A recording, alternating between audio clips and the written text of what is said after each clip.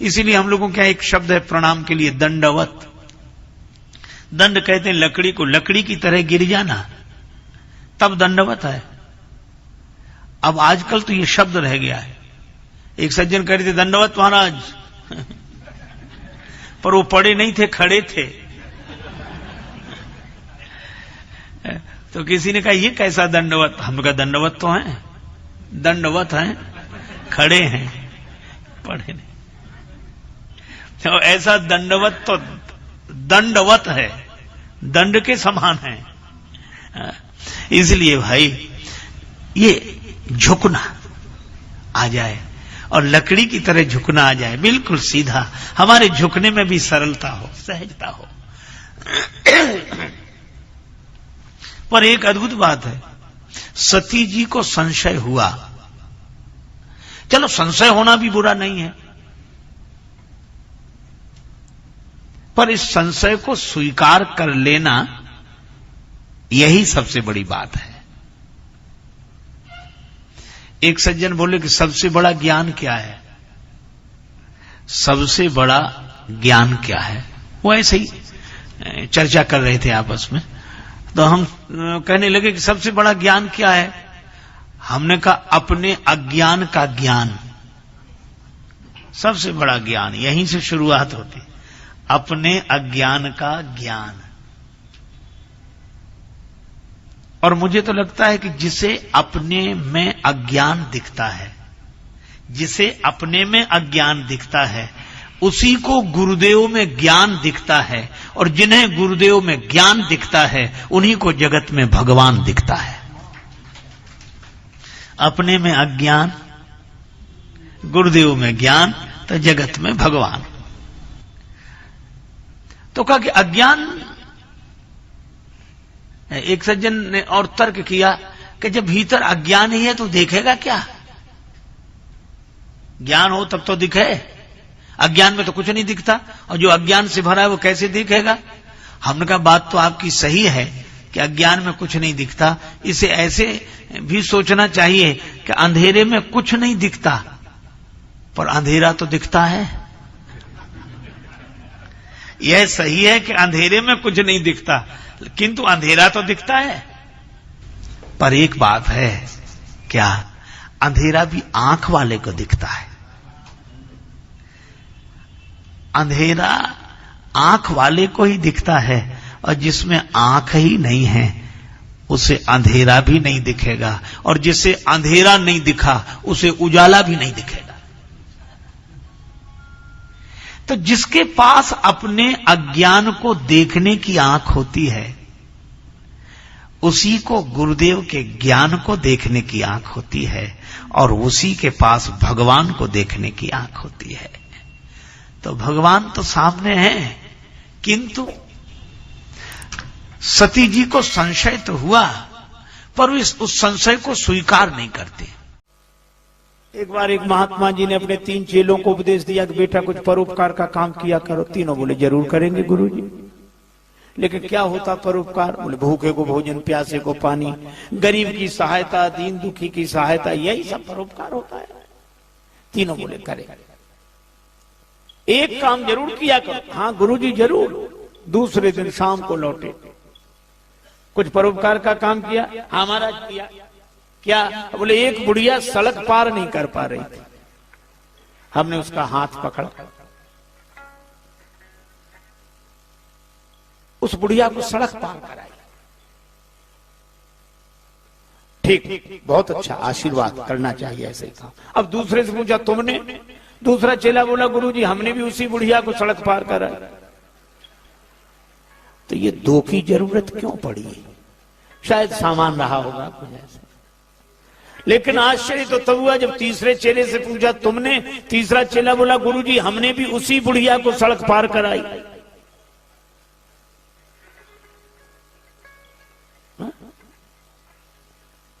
अब गुरुजी के आश्चर्य का ठिकाना नहीं रहा कि 3 की जरूरत क्यों पड़ी। एक बुढ़िया को सड़क पार कराने में 3 की जरूरत क्यों पड़ी?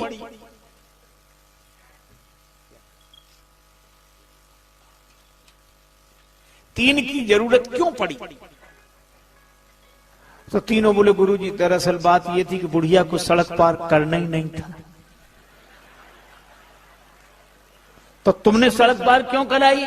बोले हमें परोपकार करना था।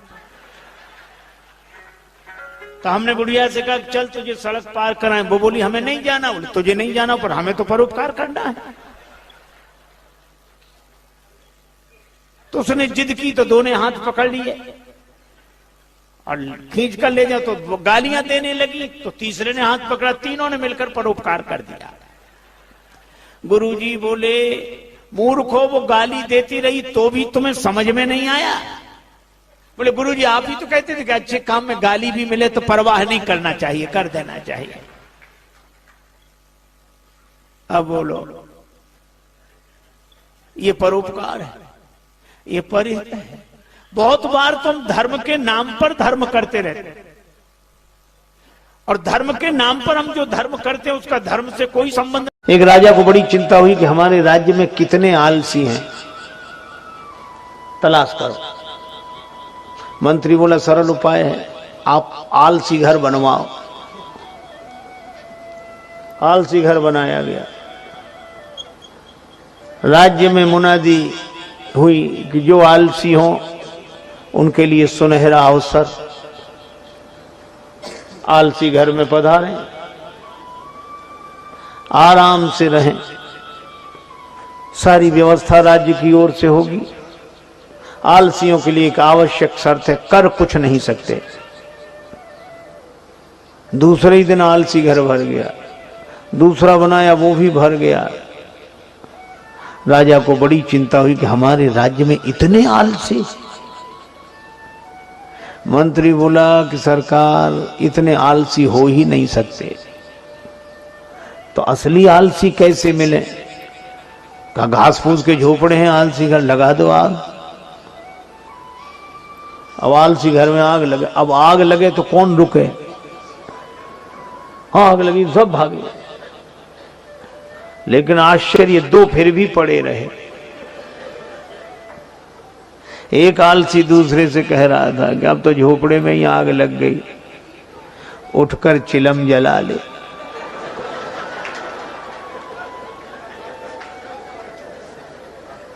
दूसरा बोला अब उठकर कौन जाए, आग तो खुद जलते जलते यहीं आई जा रही है। मंत्री ने कहा कि महाराज यही 2 हैं, बाकी नहीं है। वो क्या हुआ, किसी का विवाह हुआ, नववधु घर में आई, गांव की घटना है। तो बहू के ढंग से कोई घर का कामकाज नहीं करती, पढ़ी लिखी और बहुत अभिमानी स्वभाव की थी। बेचारी सास सोचे कि घर का काम नहीं होगा तो क्लेश होगा, तो बेटे को दुखी नहीं देखना, तो खुद ही काम करती वो सब। एक दिन बेटे को लगा कि ये बैठी रहती है, तो बेटे ने सोचा कि मैं मां के हाथ से झाड़ू लेकर झाड़ू लगाऊंगा तो इसे शर्म लगेगी। पति ने उसके हाथ से झाड़ू, नहीं तुम मत लगाओ, मैं लगाऊं। बोली नहीं, मां बोली मैं लगाऊंगा। अब बेटा कहेगा नहीं माता जी अच्छा नहीं, मैं लगाऊंगा। अब दोनों झगड़ने लगे। सोचा कि शायद इसे शर्म लगे, तो बहू बैठी बैठी बोली काहे को झगड़ा करते हो, मेरे तो सिर में दर्द होने लगा। क्यों झगड़ते हो? एक दिन तुम लगा लिया करो, एक दिन ये लगा लिया करेंगे। बोलो। और एक दूसरा दृश्य देखो, किसी आदमी का विवाह हुआ, पत्नी के साथ घर में आया बेटा, तो बहुत दुखी। पत्नी ने कहा क्या हुआ? बोले देखो तो तुमने मेरे पीछे अपने माता पिता का त्याग कर दिया। पत्नी बोली वो तो सब करते हैं, उसमें क्या है? बोले नहीं, समानता का युग है, मैं भी समानता का आदर्श उपस्थित करूंगा। कैसे? बोले हे देवी तुमने मेरे पीछे अपने माता पिता का त्याग किया, तो हम तुम्हारे पीछे अपने माता पिता का त्याग करते हैं। हो गई समानता। अरे भाई, एक आदमी बोला माँ बाप दोनों बराबर, उसमें क्या है? अरे हमने कहा ये शब्द ही अंतर बताते हैं। जब हम लोग बोलते हैं मां तो मुंह खुल जाता है मां, और जब बोलते हैं बाप तो बंद हो जाता है। सीधी सी बात है, जिसके आगे बालक का मुंह खुल जाए वह मां है। और जैसे देखते ही बेटे का मुंह बंद हो जाए, वो बाप है। एक बार एक मरीज वैद्य के पास गया। वैद्य जी कल से परेशान है, पेट में दर्द है, आंखों में जलन है। वैद्य जी ने 2 पुड़िया बना कर दी। ये चूरन है, गर्म पानी से ले लेना, पेट ठीक हो जाएगा। और इसमें ये अंजन है, इसको आंख में लगाना। ठीक है, लेकर तो गया। पुड़िया भी सही थी, वैद्य जी भी सही थे। घर जाकर पुड़िया बदल गई। अब अंजन को तो चूरन समझ के खा गया और चूरन को अंजन समझ के आंख में लगाया। बड़ा दुखी हुआ। पर इसे दुख किसने दिया? दवा ने दिया या वैद्य ने दिया? अरे इसकी बेवकूफी ने दिया, ना समझी ने दिया। एक आदमी बड़ा हैरान था, बड़ा परेशान, कोई खो गया, कोई खो गया। किसी ने कहा क्या हुआ? कौन खो गया? मेरी पत्नी खो गई है, मिल नहीं रही। पत्नी खो गई? हाँ। तो नाम पता बताओ तो हम भी तुम्हारी सहायता करें, तुम्हारी पत्नी को खोज निकालें। नाम क्या है? बोला हमारा नाम बेवकूफ है। बेवकूफ? हाँ। और तुम्हारी पत्नी का क्या नाम है? तो बोला फजीहत। तो वो आदमी बोला छानते फिजूल यार आसमां जमी, छानते फिजूल यार आसमां जमी, और बेवकूफ अगर हो तो फजीहतों की क्या कमी। यहां जा वहां फजीहत। तो उस आदमी की मूर्खता ने दुख किया दिया। न वैद्य ने दिया, न दवा ने दिया, दवा बदल दी। और अगर यह देखा जाए तो यह कहानी हमारी है, किसी और की नहीं। भगवान का भी दोष नहीं है। काल ही कर्म ही ईश्वर ही मिथ्या दोष लगाए। क्यों? भगवान ने तो 2 पुड़िया दी थी, एक चूरन की, एक अंजन की। ये 2 पुड़िया क्या है? एक दिल और दिमाग। भगवान ने कहा कि तुम सुखी रहोगे संसार में, एक काम करना। क्या? दिमाग लगाना दुनिया में और दिल लगाना हम में। अब हमने पुड़ियां बदल दी, दिमाग लगाए हैं भगवान में और दिल लगाए हैं दुनिया में। और कुछ नहीं, केवल इतनी सी बात है। इसलिए रोते हुए आते हैं। क्या बोल महाराज, हम बड़े दुखी हैं। क्यों? क्या हुआ? हमारा तो दिल टूट गया। दिल टूट गया? किसने तोड़ दिया?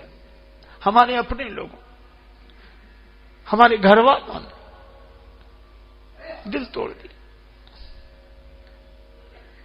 जो ये शिकायत करते हुए आते हैं, उनसे पूछो कि तुमसे दिल लगाने के लिए कहा किसने था?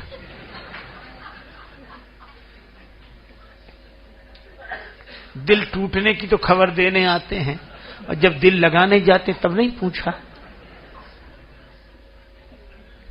घर ने दिल तोड़ दिया। अरे पुड़िया बदल गई, घर दिल से नहीं दिमाग से चलता है। इसलिए संसार पर विचार करें, विचार पूर्वक संसार में रहें और विश्वास पूर्वक भगवान में रहें। एक बार 2 बड़े संपन्न श्रीमंत सेठ बैठे थे, आपस में चर्चा हुई। एक बोला हमारा नौकर बड़ा मूर्ख है, दूसरा बोला हमारे नौकर से ज्यादा मूर्ख नहीं हो सकता। तो पहले वाला बोला नमूना देखोगे? हाँ। अरे इधर आओ, बुलाया, 10 रुपए दिए, जाओ बाजार से टेलीविजन ले आओ 10 रुपए में। और वो 10 रुपए लेके चला गया टेलीविजन लेने। उसने अपने मित्र का देखा, इसका ये 10 रुपए में टेलीविजन लेने जा रहा। दूसरा बोला कि अब हमें अपने नौकर का नमूना दिखाने का अवसर दो। हाँ। उसने अपने नौकर को बोला इधर आओ। हाँ कहिए साहब। तुम ऐसा करो, ऑफिस तो तुमने देखा है? हाँ देखा है। ऑफिस में चले जाओ। हाँ तो वहां जाकर ये देखो कि हम वहां हैं कि नहीं। और दूसरा भी चला गया। मालिक दोनों हंस रहे थे कि कैसे मूर्ख है, लेकिन ये मूर्ख की पहचान है जो अपने को मूर्ख समझे, जिससे अपनी मूर्खता ही समझ में ना आए। वो दोनों मिल गए वहां। नौकर मिले तो कहने लगे हमारा मालिक बड़ा मूर्ख है। क्यों? कह रहा था 10 रुपए में टेलीविजन ले आओ। टेलीविजन तो हम 4 ले जाते, पर उसे ये तो सोचना चाहिए था आज इतवार है, बाजार बंद है। बोलो। और दूसरा क्या कहता है कि हमारा मालिक और ना समझ हमसे कहता तो ऑफिस में जाके देखो कि हम वहां हैं कि नहीं, हमको भेजने की क्या जरूरत थी, फोन नहीं कर सकता था।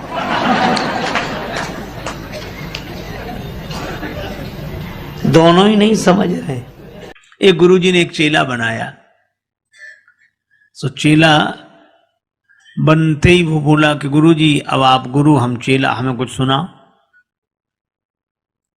पहले शिष्य लोग कहते महाराज कुछ समझा दो, अब समझा सुनाओ। तो गुरुजी ने कहा कि बेटा राम राम किया करो। अरे कहा ये साधारण सब लोग लेते, इसमें क्या है। गुरुजी भी समझ गए कि चेला नहीं गुरु ही मिला है। तो गुरुजी ने कहा कि बेटा रामायण, रामचरितमानस, रामायण और सब। बोले ये भी साधारण चीज, सब लोग गाते हैं, रामायण में क्या है, ऊंचा सुनाओ, ऊंची बात। गुरुजी ने कहा फिर गीता, हाँ ये कुछ चलेगी।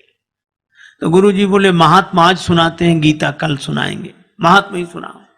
तो गुरुजी ने वही श्लोक सर्वोपनिषदो गावो दोग्धा गोपाल नंदना और 12 सभी उपनिषद जो हैं सो गाय हैं, दोहने वाले भगवान श्री कृष्ण हैं, और यह गीता ज्ञान ही दुग्ध है, पान करने वाला बछड़ा अर्जुन है। और चेला कहे वाह महाराज, आ महाराज क्या बात, क्या बात, वाह वाह वाह। सो गुरुजी 1 घंटे की जगह 1.5 घंटे बोलते रहे। बाद में गुरुजी ने कहा कि बेटा कुछ समझ में ना आया हो तो पूछ लो। बोला हमें समझना है, आप कम समझाते हो, हम ज्यादा समझते हैं। गुरुजी ने मन ही मन कहा कि हम ही नहीं समझ पाए पहले तुम्हें, लेकिन फिर भी कहा कि हम गुरुजी हैं तो कुछ तो पूछ लो, गुरु होने की कुछ। अच्छा तो और सब समझ में आए, एक एक अक्षर समझ में, एक जरा सी बात समझ में नहीं आई। गुरुजी बोले वो क्या?